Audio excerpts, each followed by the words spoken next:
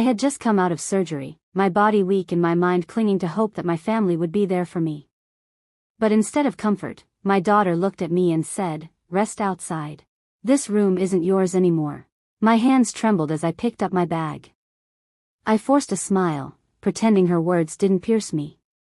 I sat down on the cold bench in the hallway, the weight of rejection pressing into my chest. Then the doctor walked in with papers, and what he told me changed everything. My name is Margaret Hail, and I am 72 years old. Just a few days before, I had undergone surgery. The recovery was exhausting and painful, yet I felt a quiet gratitude that I had survived. Since my husband Charles passed away last year, life had become unexpectedly heavy. Our home, built with love and memories, no longer felt alive without him. I relied on my daughter Elena to take me in, and she had agreed, but her kindness often came wrapped in impatience and sharp words. Elena is 42, determined and practical, but her tone frequently makes me feel like a burden. Her husband, Daniel, is gentle and avoids conflict, rarely taking sides. Most days, I feel like a guest in their home rather than a mother. Still, I hoped that after surgery, they would at least let me rest in peace. The hospital room felt like a sanctuary when I first woke. Its quiet, the soft beeping of monitors, made me feel safe. I thought I had a space to heal. I closed my eyes and thought of Charles, remembering his words, "You'll never be alone, Maggie. Not as long as you carry yourself with dignity." His voice carried me through the darkest nights. But when I opened my eyes, seeing my belongings packed in a bag, my heart sank. Her words, "This room isn't yours anymore," echoed over and over. I sat there on the hallway bench, my bag clutched to my chest, hands trembling. Every inch of my body ached. The stitches in my side pulled painfully, my head was heavy from medication, but the deepest ache came from my daughter. Elena stood nearby, scrolling through her phone as if what she had just done were a mere task.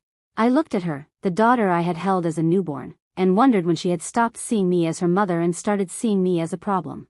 "Elena," I said softly, my throat tight, "why did you do this? Why couldn't I rest a little longer in the room?" She didn't look up. "Mom, you don't understand how hospitals work. Other patients need that room. You'll be discharged soon anyway. Just wait here. Don't make this harder than it has to be." Her words cut sharper than any scalpel. Daniel passed by shortly after, hands in his pockets, pausing when he saw me. "Margaret," he said quietly. "It's only temporary. Don't worry. Elena just wants to make sure everything is handled." "Handled?" I whispered in my mind. "I am not baggage, Daniel. I just had surgery. How could she put me out here like this?" He shifted uneasily. "She's stressed, Elena. I'll talk to her later." But he didn't. He walked away, leaving me with only empty reassurance. The hallway was colder than the room I had left. Or maybe it was just the chill of being rejected. I thought of Charles again, of how he always stood up for me, made me feel like I mattered. But he wasn't here. I felt like a tree stripped of its roots. Minutes dragged on. Families visited loved ones, bringing flowers and smiles. Nurses spoke gently to patients, adjusting pillows, offering blankets. And I sat there with nothing but my bag, waiting like a shadow. Every time I caught Elena's eye, I wanted to remind her of all I had done, the sleepless nights, the sacrifices, the unwavering love. "I gave you life, Elena. I never told you to wait outside. I held you. Why can't you hold me now?" But the words stayed trapped in my chest. The conflict had become more than about a room. It was about the bond between mother and daughter. About years of sacrifice overlooked. About my place in this family. And as my pain sharpened, I realized this moment was bigger than the hallway bench. It was a test, whether I would accept being invisible or find the strength to reclaim my dignity. I looked at Elena again. Her face lit by the phone screen, her expression indifferent, and my heart broke. But then I heard footsteps approaching. Steady, purposeful. Dr. Patel appeared, a folder of papers in his hands. Unlike Elena, his eyes held concern. He stopped in front of me. "Mrs. Hale," he said gently. "We need to talk." My heart raced. I didn't know what to expect. He lowered himself beside me, placing the folder on his knee.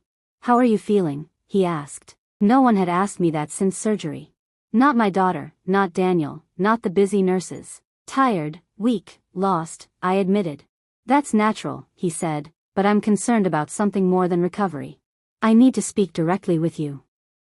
No one else answering for you. My stomach nodded. Something wrong with my health? Instead, he slid the folder onto my lap.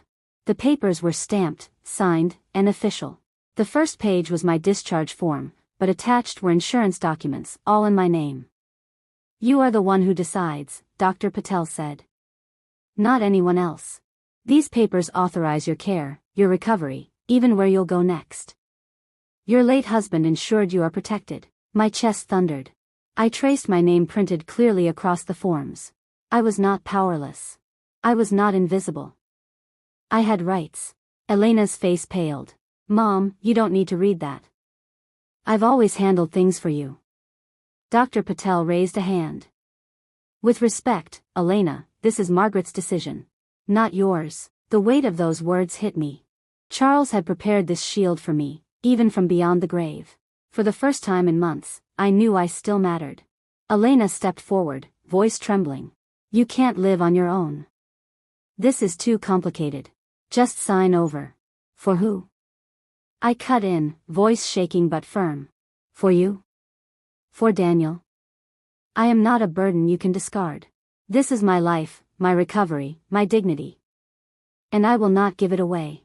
Daniel appeared, quietly but firmly. Elena, stop.